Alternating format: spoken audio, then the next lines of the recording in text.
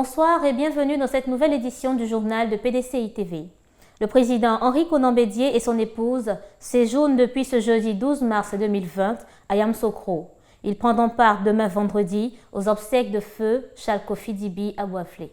C'est aux environs de 17h30 que le président du PDCI RDA, son Excellence M. Henri Konan Bédié et son épouse sont arrivés ce jeudi 12 mars 2020 à Yamoussoukro dans la capitale politique. Ils ont été accueillis à leur arrivée par la chefferie traditionnelle, par le maire de Yamoussoukro, Kakou Nyragwe Kwadiojan, et quelques militants et militantes du PDCI RDA. La chefferie traditionnelle était conduite par Nana Kwasi Ngo III. C'est dans la pure tradition baoulé que le couple Bédié a été accueilli. Dans les échanges de nouvelles, le doyen Ndri Yokoli, conseiller chargé des affaires traditionnelles du président Henri Konan Bédié, a expliqué que le président Bédié et son épouse sont à Yamoussoukro ce jour pour prendre part aux obsèques de leur fils, feu Charles Kofi Dibi, à Bouaflé. La chefferie traditionnelle de Yamoussoukro sera donc aux côtés du président Henri Konan Bédié pour pleurer son fils disparu à Bouaflé.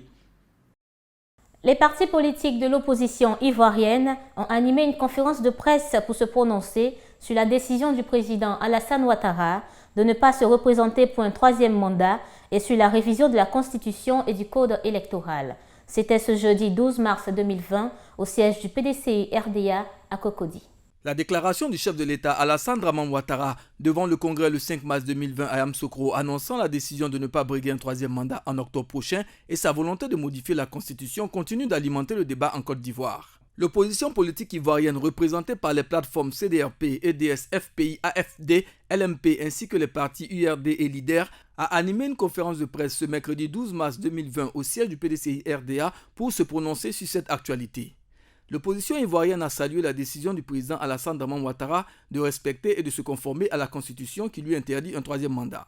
Cependant, elle a donné les réelles motivations du renoncement du président Ouattara. C'est le lieu pour nous, membres de l'opposition politique, de saluer en cette décision du chef de l'État prise sous l'effet de nombreuses pressions l'aboutissement d'une lutte déterminée de nos organisations et de nos militants à faire échec au régime RHDP unifié et à son chef Alassane Ouattara dans leur résolution à maintenir coûte que coûte aux commandes du pays par la fraude, l'intimidation et l'arbitraire, et ce, contre la volonté du peuple de Côte d'Ivoire.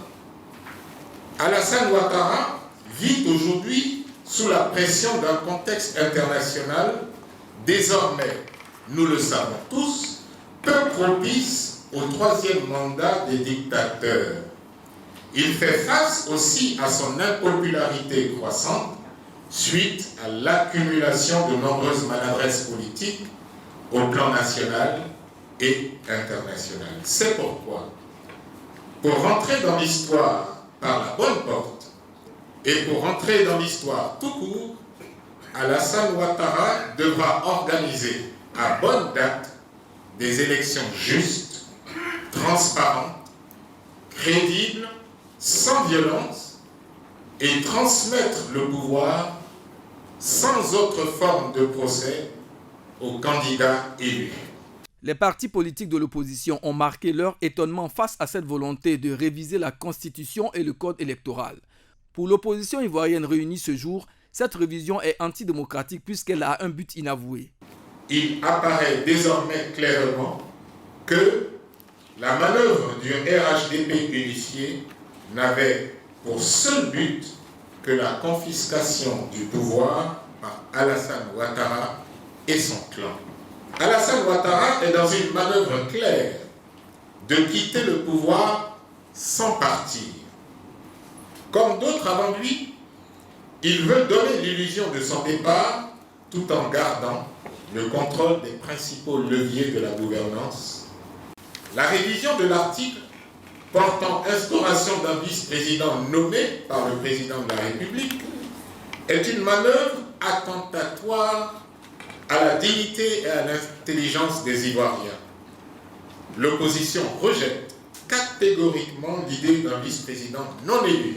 Lors de cette conférence de presse, la CDRP, EDS, le FPI, AFD, la LMP ainsi que l'URD et l'IDER ont annoncé la tenue d'un grand meeting de l'opposition ivoirienne le dimanche 15 mars 2020 à Yamoussoukro. Un meeting pour marquer leur refus face au projet de modification de la Constitution et exiger des élections justes, transparentes, consensuelles et sans violence. À la préoccupation de la tenue effective du dit meeting dans le contexte sanitaire actuel, le professeur Maurice Kakou-Gikayue s'est voulu clair et rassurant. Le ministère de la Santé publique dit un cas qui a été découvert dans la zone d'Atekoubé. On n'est pas encore l'évolution de ce cas, il faut faire la traçabilité. Mais ça n'a pas empêché l'organisation du Massa. Le Massa qui brasse du monde. Alors que notre meeting, c'est entre nous. On ne fait pas venir des gens de l'extérieur, c'est entre nous.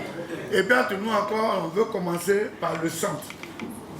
Donc vraiment, on a circonscrit, ça ne devrait pas poser de problème. Comme la mauvaise foi qui est en politique, sinon, vraiment, ça n'a aucune influence sur notre rencontre. Sinon, ils auraient pu interdire le Massa, mais qui continue allègrement. Suivez l'intégralité de cet élément dans l'édition spéciale de PDCI TV.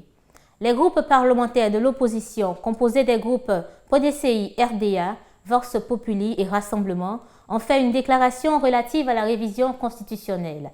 Écoutons l'honorable Yasmine Aounien au nom des 3 groupes parlementaires. Au nom du peuple de Côte d'Ivoire, nous disons non au projet de révision constitutionnelle.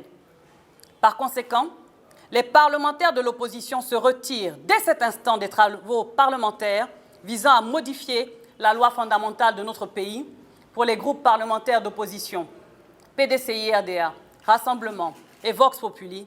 Suivez l'intégralité de la déclaration dans le flash de PDCI TV.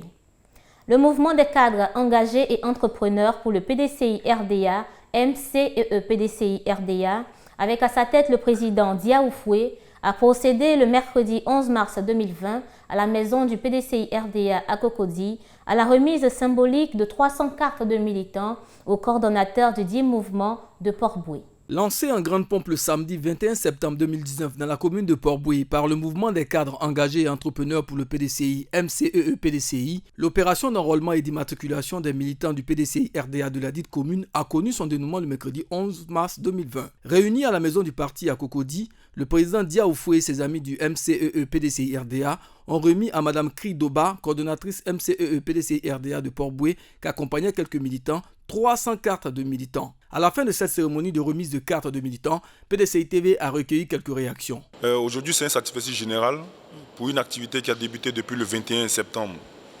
2019 et nous avons achevé cette distribution de cartes de militants du PDCI RDA. Nous, au MCE PDCI RDA, nous nous alignons par rapport aux activités et à la direction du parti. Aujourd'hui, le 31 octobre n'est plus loin. La directive, c'est de faire en sorte qu'un grand nombre de militants du PDCI RDA, surtout les nouveaux majeurs, puissent avoir leur carte d'identité nationale afin qu'ils puissent voter le candidat du PDCI RDA. Et ces militants qui ont eu leur carte aujourd'hui sont des militants qui sont déjà en possession de leur carte d'identité. Donc ces personnes, nous allons aussi les encourager à faire en sorte qu'ils puissent s'enrôler pour avoir les nouvelles cartes d'identité. Et c'est dans cette optique que nous nous déplacerons sur Yopougon, qui est la prochaine étape. Content de recevoir notre carte grâce au mouvement MCE. Donc nous nous disons un grand merci. Grâce à lui, nous allons nous mobiliser pour la victoire pour les élections en 2020. Pour rappel, lors de la cérémonie d'enrôlement de Port-Boué, qui a connu un succès éclatant et une forte mobilisation, plus de 500 cartes de militants avaient été distribuées gracieusement par le MCCEE PDCI RDA. Merci de nous avoir suivis et à très bientôt sur PDCI TV, la chaîne officielle du PDCI RDA. Au revoir. La région d'Unzi en fête. Population de la région d'Unzi, militantes, militants, sympathisants du PDCI RDA, sous le haut patronage de son Excellence M. Henri Konan Bédié, président du PDCI RDA, sous le patronage de Nyamie Ngoran, vice-président du PDCI RDA, sous le parrainage de Jean-Luc Billon, secrétaire exécutif en charge de la communication et de la propagande, l'honorable Unzi Nda Eliane, vice-présidente du PDCI RDA, procède à l'inauguration d'une série de réalisations le 21 mars 2020 à Bokanda. Au programme, la réalisation de l'école primaire HKB, suivie d'une visite de courtoisie aux enseignants et aux élèves. L'inauguration de la crèche L'Orphelinat en partenariat avec la Fondation Servie de Mme Henriette Konan-Bédié. L'inauguration de la salle de formation des femmes partenaires de Servie. La pose de la première pierre de la cité des fonctionnaires cité HKB. L'inauguration du foyer des personnes du 3e âge. L'inauguration de l'unité de transformation de savon. L'inauguration de l'unité de transformation de manioc. Tous, levons-nous comme un seul homme le samedi 21 mars 2020 à partir de 8h à Bokanda. Je lance un appel à la population du ZI, mes chers frères et sœurs, militants du PDCI RDA. Venez nombreux communier avec le président Henri Konan-Bédié. Le 21 sera un grand jour pour le ZI. À Bokanda, c'est le PDCI RDA ou rien.